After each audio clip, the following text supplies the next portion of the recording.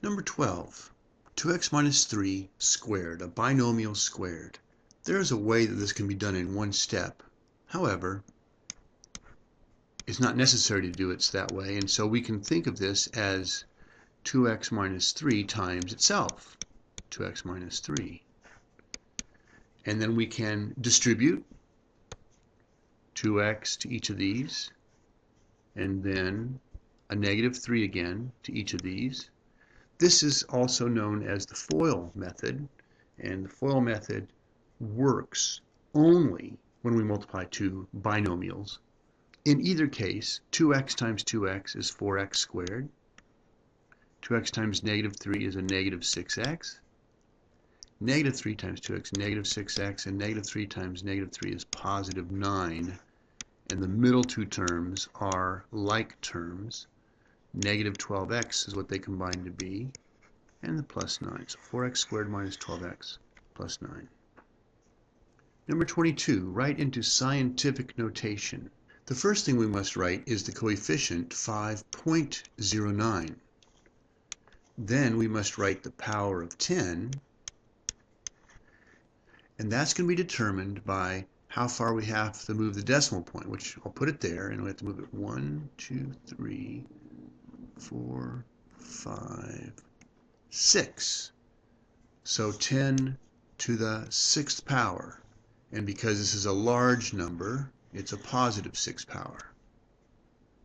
Number 23, the coefficient is 9.13 times 10 to a power. This is a small number, so the exponent will be negative. We have to move the decimal 1, 2, 3 places, the decimal point 3 places. So it's to the negative 3rd power. Number 24, expand to its natural form, 7.41 times 10 to the 3rd. This positive 3 power of 10 indicates a large number. So I am going to rewrite this as 7.41 and put some zeros beyond it. Because we want to create a large number from here, we have to move the decimal point 3 places, and in this case it's 3 places to the right. 1, 2, 3. That's where the new decimal point goes. And so when we expand to its natural form, we get 7410, or 7,410.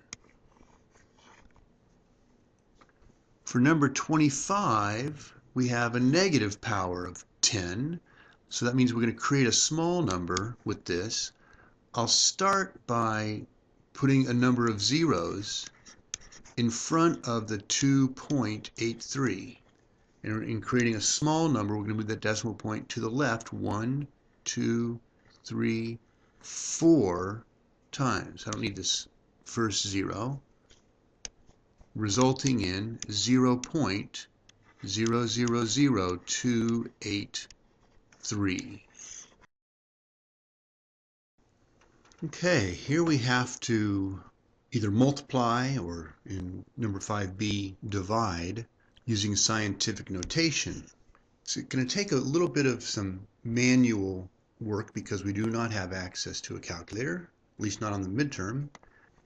Here we're going to multiply with scientific notation. That means that we multiply the coefficients together, the 1.1 times 3.7, separately from the powers of 10.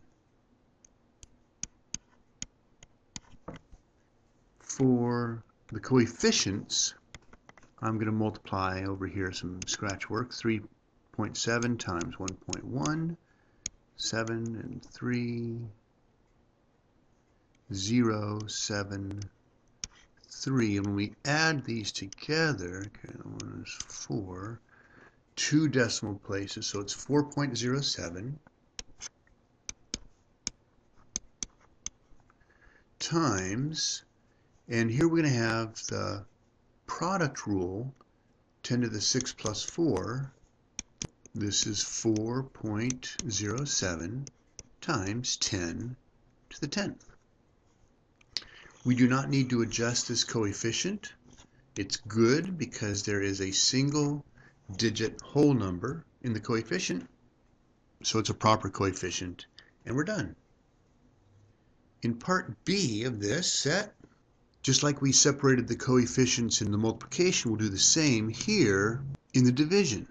3.6 over 2.4 times 10 to the 7th over 10 squared. And the powers of 10 are relatively simple to work with. This is just by itself 10 to the 7 minus 2, which is 10 to the 5th. So we'll save that for when we need it. To simplify the 3.6 over 2.4, I'm going to first multiply this fraction by 10/10ths because that will allow us to see these as whole numbers, 36 over 24. And then that's a lot easier to work with when we simplify. For example, 12 divides into each of these. So 12 into 36 is 3, and 12 into 24 is 2. And as a fraction, this is 3/2. Of course, in scientific notation, we want to make sure that we have this as a decimal. 3/2 is 1 1/2, which could be thought of as 1.5. So I'm going to use the 1.5 there and the 10 to the 5th that we found here to complete this. And the end result is 1.5 times 10 to the 5th. Let's do the same for part C. Here we're going to multiply again. Multiply the 8.1 times 3.0. And separately we'll multiply the 10 to the 7th times 10 to the negative 3. See, first of all, this 10 to the 7th times 10 to the negative 3, using the product rule, is 10 to the 4th. 8.1 times 3.0 is just 8.1 times 3, and that's 3, 4, and 2, 24, with a single decimal place. So what we have so far is 24.3 times 10 to the 4th. Thing about this, though, is that this coefficient has two whole number digits, and in proper scientific notation, or proper coefficient, has only one.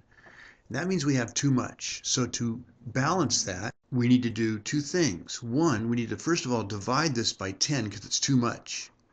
So that'll reduce it down by a decimal point. But if we divide by 10, we must also multiply by 10. And I can even make that 10 to the 1. And in that process, this coefficient now is going to be 2.43.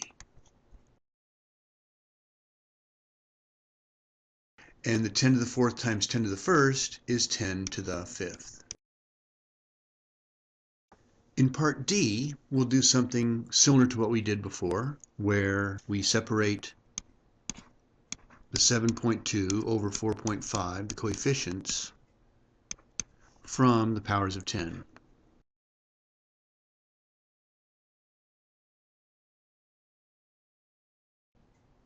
This fraction becomes 10 to the 4 minus 9, which is 10 to the negative 5.